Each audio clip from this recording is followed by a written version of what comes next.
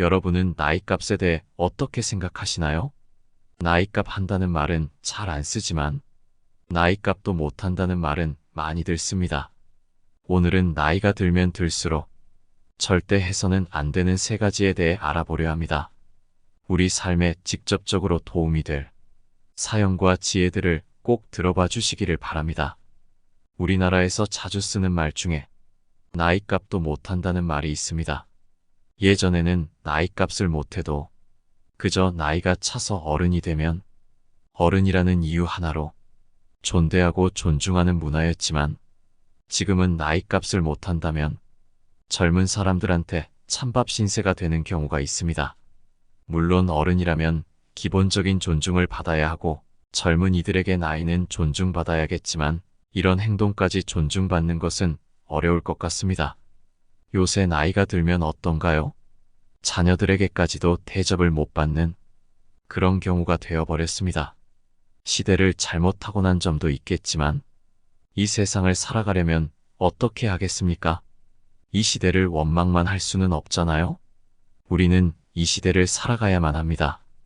그렇기에 결국은 시대의 흐름에 맞춰 우리가 고쳐가며 살아가야만 합니다. 예전에 어른들에게 예의를 지켜가며 살아왔던 우리에게는 안타까운 일이지만 이제는 나이가 많다고 무조건 대접받지 못합니다. 젊은이들에게도 나이값을 해야 하는 것이 우리의 현실입니다. 옛날처럼 어른들이라고 무조건 존중해주고 대접해주는 세상이 아니니까요. 지난주에 제 선배하고 제 친구하고 어떤 일 때문에 말다툼을 크게 하였습니다. 올해부터 한 7명 정도의 인원이 모임을 하는데 제 친구가 회장이고 그 선배는 직전 회장입니다. 회칙 개정 문제로 토의를 하였고 회원 7명 중에 6명이 찬성하여 결국 회칙을 개정하기로 하였는데 그 선배만 끝까지 고집부리며 반대를 하였습니다. 받아들이지 않으면 모임을 해체하는 게 좋겠다며 큰 소리로 역정을 내는데 거기에서 큰 싸움이 벌어진 것이죠. 나이 들면 고집이 더 세진다고 하지만 자기 고집을 너무 내세우는 건 안 좋아 보입니다. 나이 들면 그냥 받아들일 것은 담담하게 받아들이는 것이 오히려 품격 있게 보이는 것입니다. 우라고 차츰 나이가 먹어갈수록 이런 일이 비일비재해집니다. 여러분도 공감하시지 않나요? 이런 일을 겪고 나면 나이값 좀 했으면 좋겠는데 라는 생각을 하게 됩니다.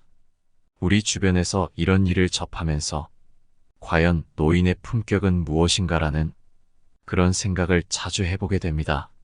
엊그제 젊은 사람들을 대상으로 강의를 하면서 여러분들이 노인을 봤을 때 떠오르는 이미지를 꾸밈없이 솔직히 이야기해보라고 하니까 꼰대, 이기적, 반말, 고집불통 등의 그런 단어를 이야기하더군요.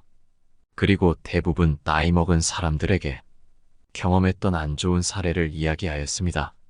지하철에서 자리를 양보했는데도 고맙다는 말 한마디 없었던 할아버지, 식당에서 실수로 할머니 치마를 밟아서 죄송하다고 머리 숙여 인사하였는데도 큰 소리로 욕을 하던 할머니 등등 그동안 노인 세대에게 쌓였던 것들을 전부 쏟아내는데 제가 민망할 정도였습니다. 물론 젊은 사람들도 노인을 대하는데 문제가 있는 면도 저는 있다고 생각합니다. 요즘은 노인을 비하하는 신조어까지 생겼다고 합니다.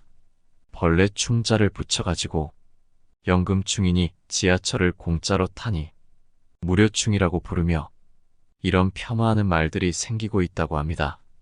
젊은 세대들이 노인 혐오가 극심해지는 이유가 무엇일까요? 일부에서는 젊은 세대가 노인들과 일자리 경쟁을 해야 한다는 불안감과 고령화 사회가 가속될수록 자기들이 낸 세금으로 노인을 부양해야 한다는 중압감 때문이라고 그렇게 말하는 사람들도 있습니다. 그런데 이것은 극히 일부이고 대부분의 이유는 일상생활에서 겪는 노인들이 상식 밖의 행동과 막무가내식 태도가 노인을 공경의 대상이 아닌 혐오의 대상으로 보는 것 같습니다. 지하철에서 새치기하여 사람들을 밀치고 들어가는 노인도 있고 자리를 비켜주지 않으면 욕설을 하는 노인들도 있습니다. 또한 아무 데서나 큰 소리로 떠드는 노인 등등. 그런 사례가 우리 노인의 품격을 바닥으로 떨어뜨리는 것이죠. 물론 대부분 노인들은 상식을 지키지만 일부 이런 노인들이 우리 모든 노인들의 이미지를 갖고 있습니다. 왜냐하면 좋은 것은 기억에 잘 안 남지만 안 좋은 것은 평생 기억이 나거든요. 그렇기에 노인에 대해 안 좋은 인식만이 점점 쌓여가는 것 같습니다. 나이가 점점 들어가면서 시대 변화를 따라가기에 버거운 것을 부인할 수는 없습니다. 우리는 그동안의 시대를 살아오며 직접 경험해 본 지혜는 있으나 급격히 변하는 세상을 따라가기 위한 그런 지식이 모자라기 때문이 아닌가. 저는 그렇게 봅니다. 그 부족함을 대신할 수 있는 것은 품격이라고 생각합니다. 곱게 늙어간다는 것은 무엇일까요? 제가 생각하기에 곱게 늙는다는 것은 관리하여 꾸민 외모가 아니라 자연스럽게 풍겨지는 품격입니다. 얼마나 오래 살았느냐가 중요한 것이 아니라 어떻게 살았느냐가 중요하다고 하고 또 몇 살인가가 중요한 게 아니라 얼마만큼 나이값을 하며 올바로 살고 곱게 늙어가고 있느냐가 중요하다는 말입니다. 문제는 나이값을 해야 한다는 거예요. 누구나 추하게 늙고 싶지 않지만 현실은 그렇지 못한 사람들도 많습니다. 이런 것 때문에 노인들은 고민하고 있습니다. 그렇다면 노인으로서의 품이라는 것은 과연 어떻게 만들어갈 수 있을까요? 노인에게 나오는 여유야말로 젊은 사람들은 따라올 수 없는 노인만의 품격이라고 생각합니다. 저 어르신은 뭔가 다르다. 이런 인상을 주는 것이지요. 늙어도 가난해도 품격 있을 수 있습니다. 우아함이란 것은 늙어가는 노인들의 아름다운 삶 그 자체입니다. 농촌에 묻혀 사는 사람들 중에서도 남다른 품위를 지켜가는 노인들이 많습니다. 열심히 변하는 시대에 적응하며 자기 삶을 만들어가고 있는 사람들이 많이 있지요. 노인들이 자신의 품위를 지키기 위해서는 읽고 배우고 건강하게 100세의 청춘으로 살아가야 합니다. 노인으로서 존경받고자 한다면 스스로 존경받을 만한 가치 있는 사람으로 변해야 합니다. 말만 많고 젊은 사람들에게 아무 얘기나 내뱉는 것이 아니라 삶에서 배운 경험을 바탕으로 그들에게 가치 있는 말을 내뱉고 여유 있는 행동으로 품격을 보여주어야 한다는 겁니다. 진정한 노인의 품위는 생활의 엄격성, 욕구의 절제와 더불어 매사에 올바른 행위에서 나온다고 생각합니다. 얼굴에 그려진 주근깨를 제거하고 옷만 잘 입으면 품격 있는 것이 아닙니다. 늙어감이라는 것은 무엇일까요? 그것은 아무것도 없는 무로 돌아가는 과정입니다. 이제까지의 삶이 도전이었다면 노년기로 접어 들어가서는 내면의 성찰 속에서 아름다운 마무리를 준비하는 단계라고 봅니다. 내 얼굴에 주름살이 보기 싫지만 품위가 갖춰진다면 외모와 상관없이 사람들의 존경과 사랑을 받을 수 있을 것입니다. 노인들은 후손들에게 험한 강물을 잘 건너오라고 다리를 놓는 봉사자들이 아닌가 저는 그렇게 생각합니다. 노인이 되어 어질고 의롭게 선비처럼 살아가는 마음도 필요하다고 봅니다. 미래는 현재의 마음가짐과 깊은 성찰에 따라 이루어지는 건 아니겠습니까? 지혜로운 사람들은 말하지요. 미래는 현재의 결과라고 말입니다. 그러니 늙었지만 생애의 마지막 프로젝트가 무엇인지를 고민해 볼 때라고 저는 생각합니다. 이것이 어렵다면 제가 몇 가지 방법을 구체적으로 말씀드리겠습니다.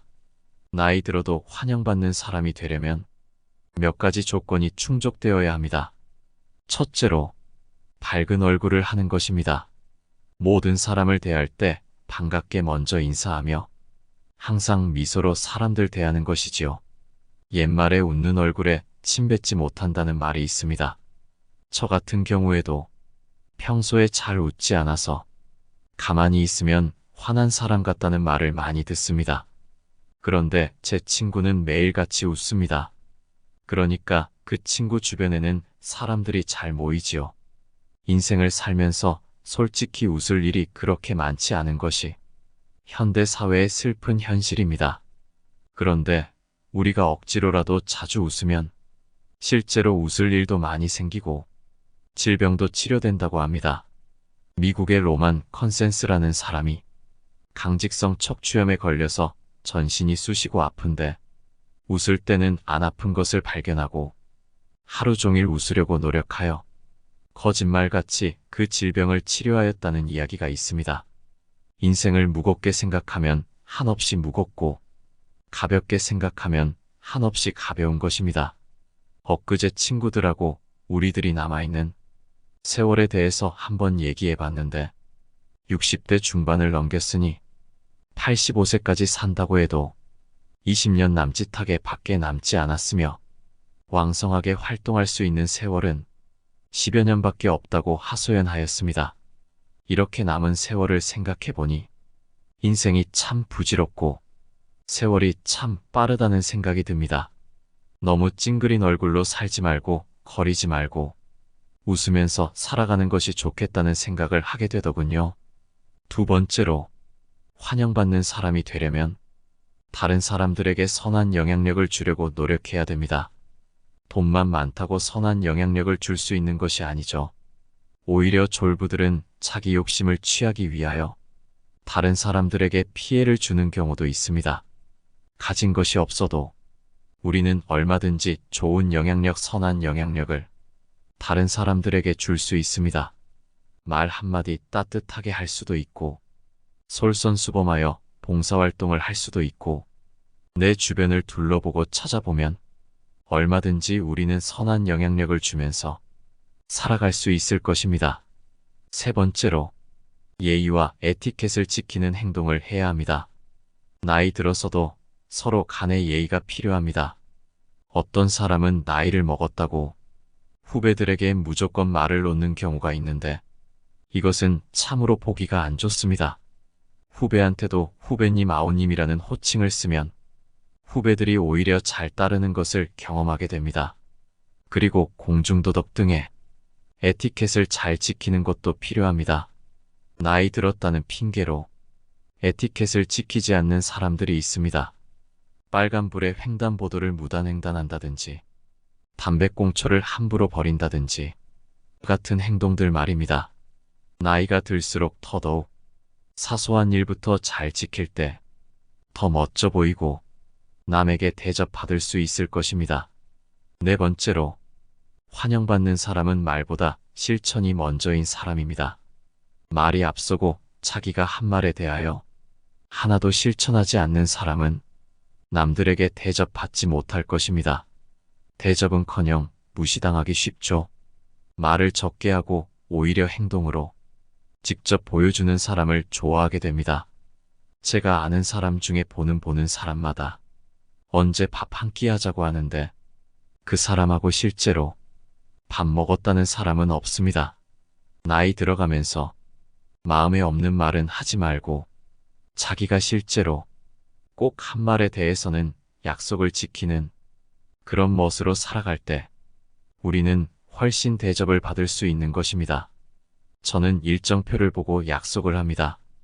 그리고 약속을 하는 동시에 일정표에 기록을 합니다.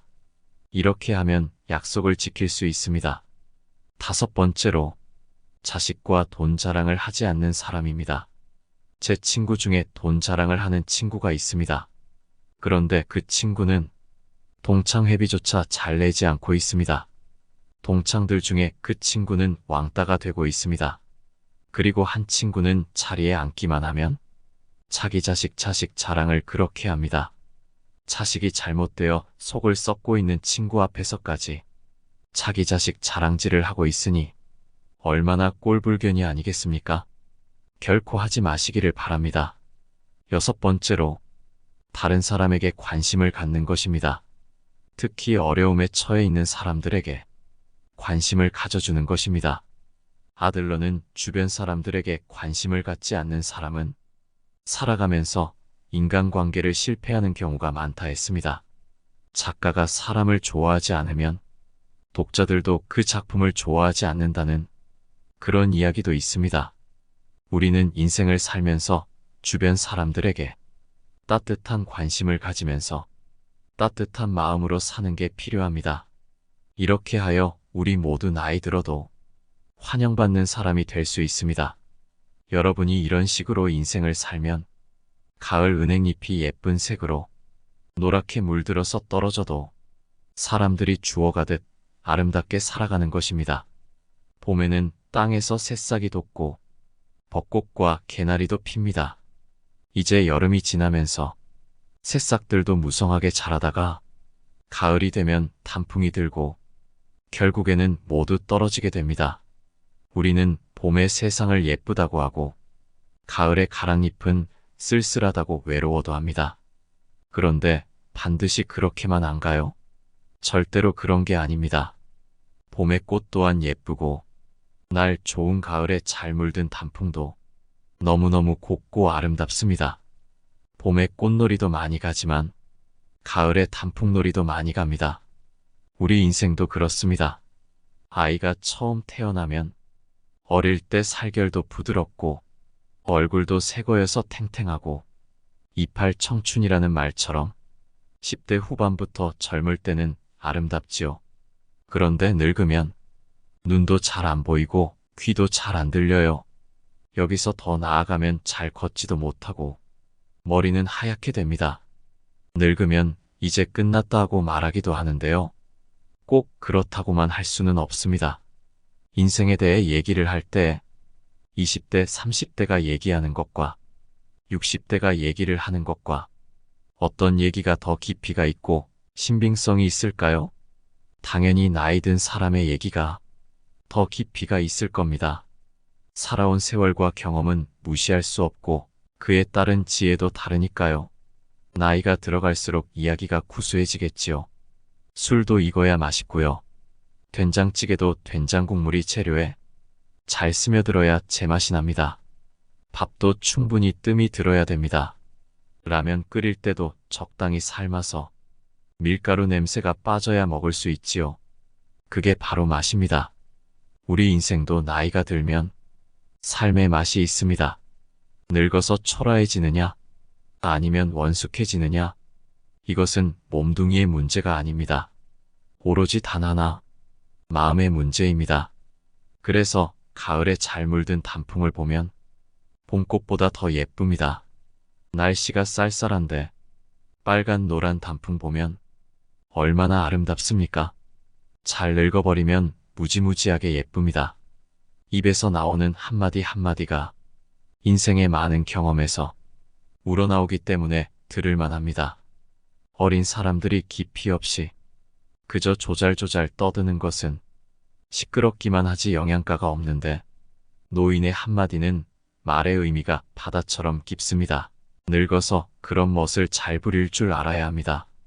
나뭇잎이 떨어졌는데 사람들이 주워가는 것은 단풍밖에 없다는 것을 기억해야 합니다. 누군가 새파란 잎이나 꽃을 주워가는 거 보셨습니까? 떨어졌는데도 사람들이 좋아하는 것은 바로 단풍입니다.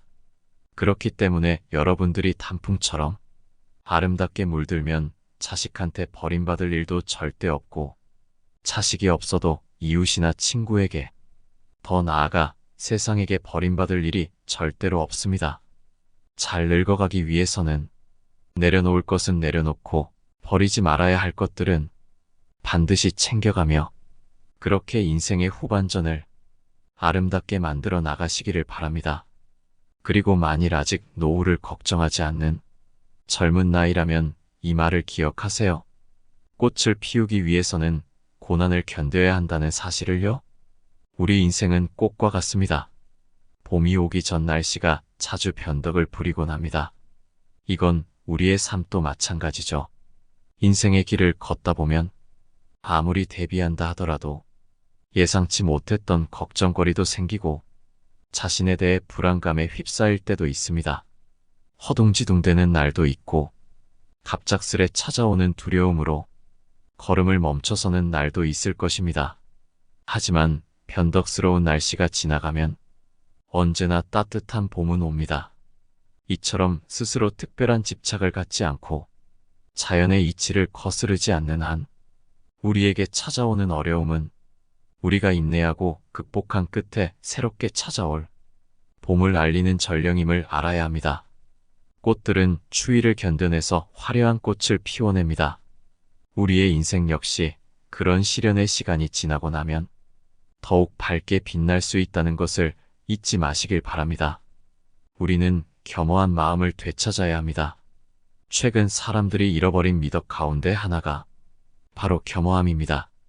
겸허함이란 항상 공손한 마음으로 머리를 숙이고 공을 다른 사람에게 돌리며 무언가 깨달음을 얻었을 때에도 스스로를 제어하며 담담하고 태연하게 행동하는 것, 서로 상대를 먼저 배려하며 양보하는 마음을 가지는 것 등을 말합니다.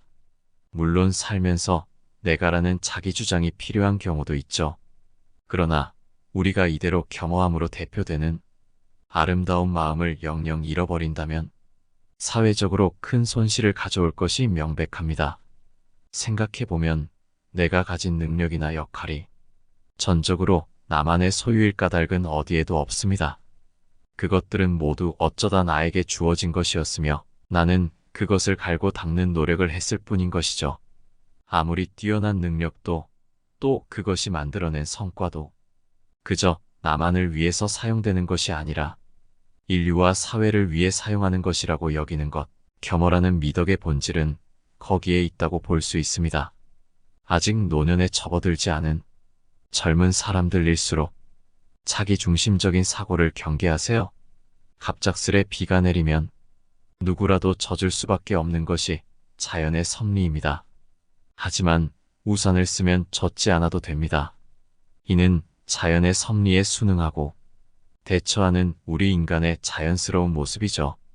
이처럼 자연의 섭리를 파악하고 이에 스스로 대응하려는 태도를 가졌다면 설령 자기 중심적인 생각을 갖고 있다 해도 그 사람에게는 문제될 것이 없습니다. 하지만 우산도 없이, 다시 말해 스스로 아무런 준비도 하지 않은 채 자신만 비에 젖지 않겠다는 생각을 하고 있다면 결국 어딘가에서 비에 젖고야 맙니다.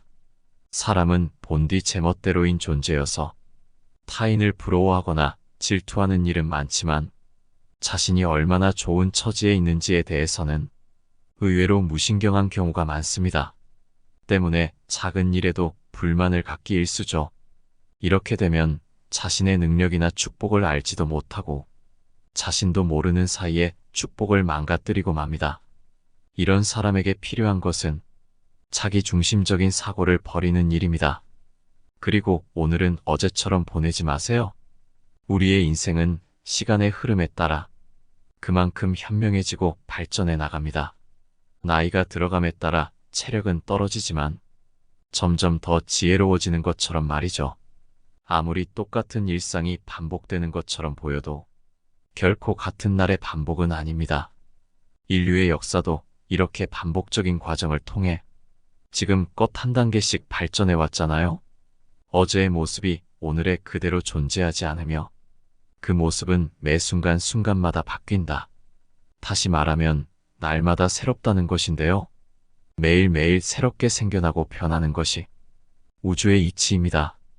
인간도 마찬가지로 이런 큰 섭리 속에서 삶을 영위하면서 시시각각 변해가고 새로운 모습으로 만들어져 갑니다.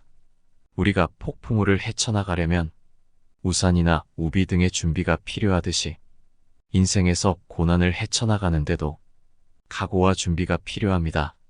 거기에 더해 어떻게 우산을 쓰면 비바람에 제대로 맞설 수 있을지에 대해 미리 생각도 해야 하죠. 우리의 인생은 후퇴가 아닌 전진인 이상 어떻게든 뚫고 나가야만 한다고 생각하면 길은 반드시 열리게 되어 있어요. 지금 당장 무언가 어렵고 막히더라도 결코 포기하지 마시기 바랍니다. 그건 여러분의 긴 인생에 있어서 티끌조차 안 되는 사소한 일일 테니까요. 아직 인생의 전반전을 살아가는 여러분들은 너무 아득바득 살지 말고 자기 몸을 돌봐가며 지금 하고 있는 스포츠를 단거리 경주가 아닌 마라톤이라고 생각하며 하나하나 차근차근 쌓아 올리세요.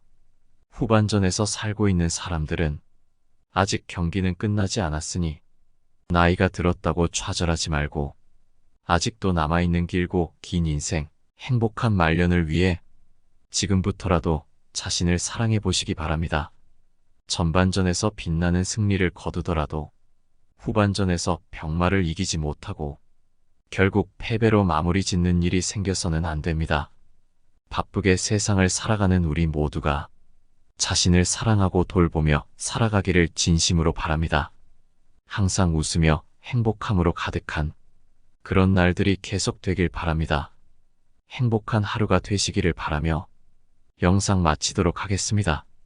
긴 영상 시청해 주셔서 감사드립니다. 내 삶을 더 유익하게 만들어주는 내 삶을 바꾸는 지혜였습니다.